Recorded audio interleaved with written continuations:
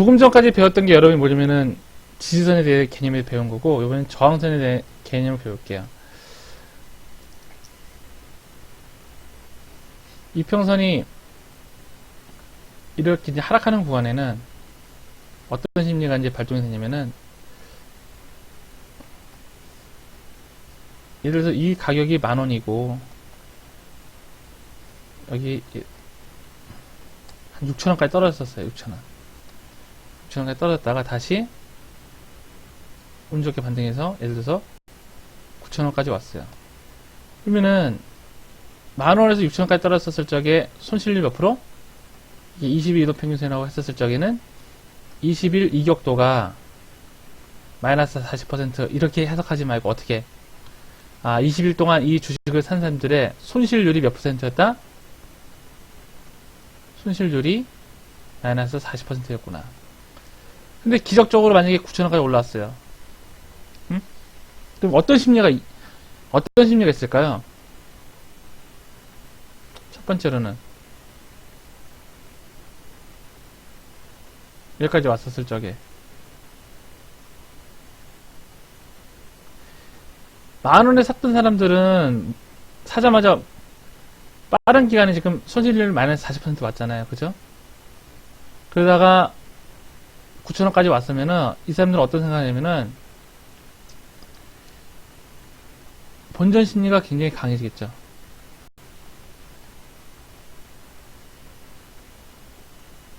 그리고 어떤 상태일까, 현재? 종목에 대한,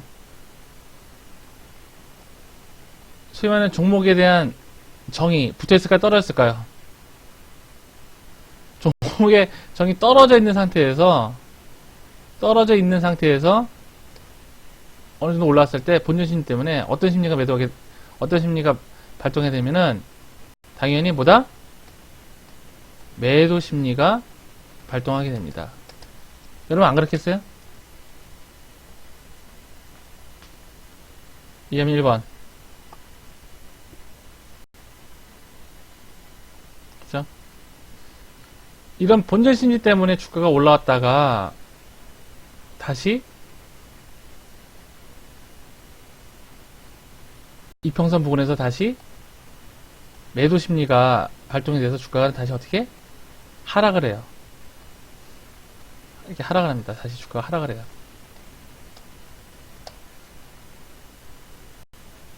이렇게 주가가 내려왔다가 다시 이평선 밑으로 내려왔다가 이격도가 커졌다가 다시 이평선 부근에 올라왔을 적에 매도 심리가 발생돼서 다시 주가가 하락할 때 이 이평선은 어떤 역할을 해준다고 그래요, 여러분? 저항선 역할을 해준다는 겁니다. 아시겠죠?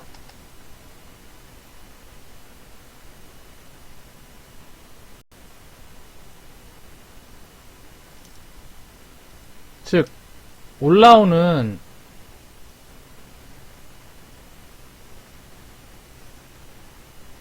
이동평균선은 어떤 역할을 해준다? 지지선 역할을 해주는 거고, 내려가는 이동평균선은 뭐 어떤 역할을 해준다? 저항선 역할을 해주는 거예요. 그리고 주가가 올라갔다가 다시 빠져가지고 이평선 부근에서 매수세가 발동해서 다시 반등할 때 이평선이 지선 역할을 해준다는 거고, 다시 이평선 부근에서 주가가 내려왔다가 반등 나올 때 이평선 부근에서 다시 빠질 때 이거는 뭐다? 다시 한번 말씀드리지만 이평선이 저항선 역할을 해준다는 겁니다. 아셨죠? 자, 이때 잘 들으세요. 이때 이평선 부근에서 주가가 반등했을 때 모습을 우리가 뭐라고 해요?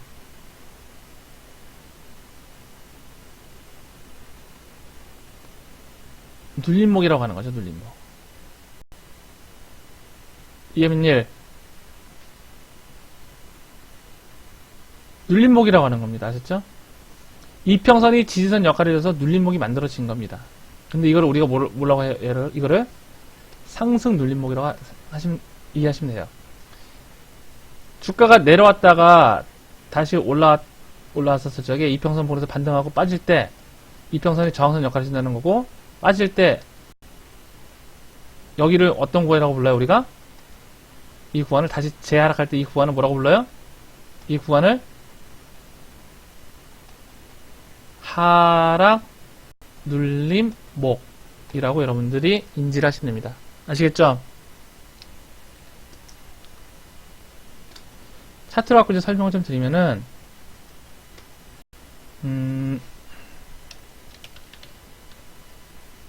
뭐, 핸드중공으로 한번 볼까요, 한번? 자, 다른 거 빼고, 이평선 21도만 볼게요.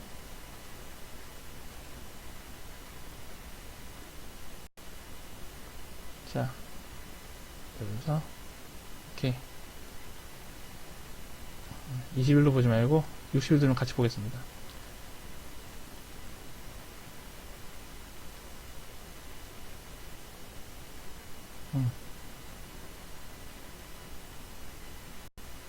자, 여기 볼게요.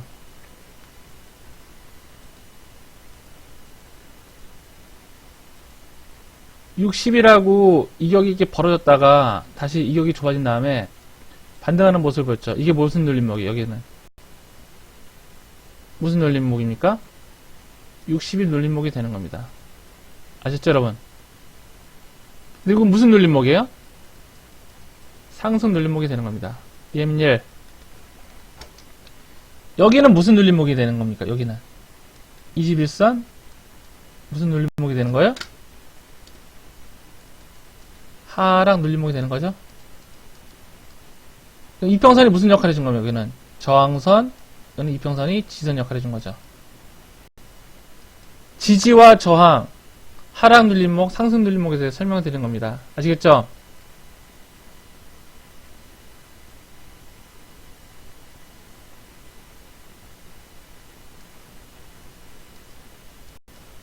자, 21선 살짝 이탈했지만 21선 부근에서 다시 올라갔죠? 이것도 눌림목으로 보는 거예요. 21선 살짝 눌렸겠지만 다시 21선 반등하는 건 뭘로 본다 우리가? 21선 눌림목으로 보는 겁니다. 근데 21선이 눌림목이지만 21선이 어떤 역할을 했어요? 지지선 역할을 했습니까? 못했습니까? 지지선 역할은 못했죠?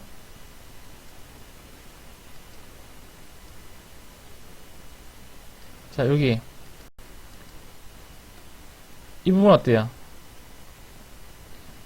60이라고 이격이 이렇게 벌어졌다가 다시 내려왔었을 적에 매수기로 삼고 있는 사람들이 매수가 들어와서 반등하는 건 눌림목이라고 하는데 이거는 무슨 눌림목이에요? 60이 눌림목이죠? 상승 눌림목.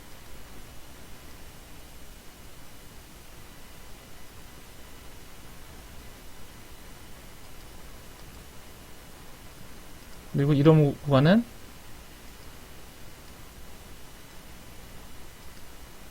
이런 거는 뭡니까? 하락 눌림목이죠? 하락 눌림목. 예민 1번.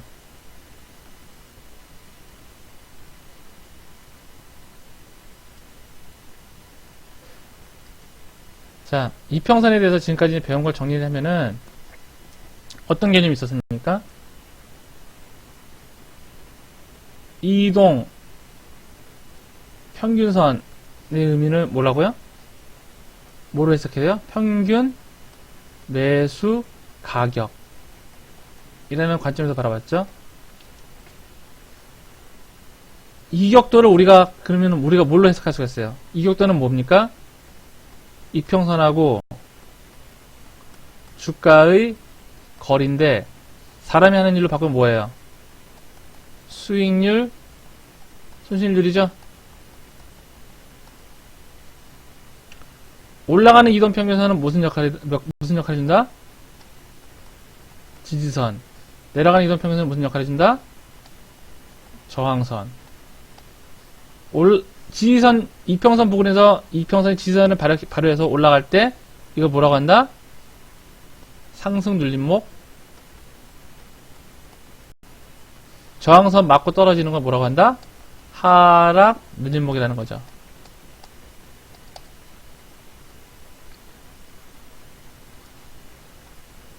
이평선 가지고는 제가 뭐라고 했어요? 추세를 본다고 그랬죠?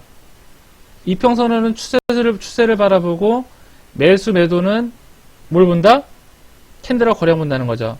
그랬었을 적에 이거 이평선하고 이평선은 뭘 본다? 추세를 바라보고 매도는 뭘 갖고 바라본다? 캔들하고 거래량이죠. 그죠? 즉 눌림목 부근에서 제일 중요한 게 뭐예요? 캔들하고 거래량을 보는 겁니다. 아셨죠? 그거는 이제 다음 고급 과정에서 이제 배우시게 됩니다. 응? 여기서는 이평선이 대한 개념만 여러분들이 익히시면 되는 겁니다. 매수 매도의 관점을 캔들하고 거래량 보는 거는 뒤에 가서 배운다고요. 아셨죠? 또 이어서 할게요.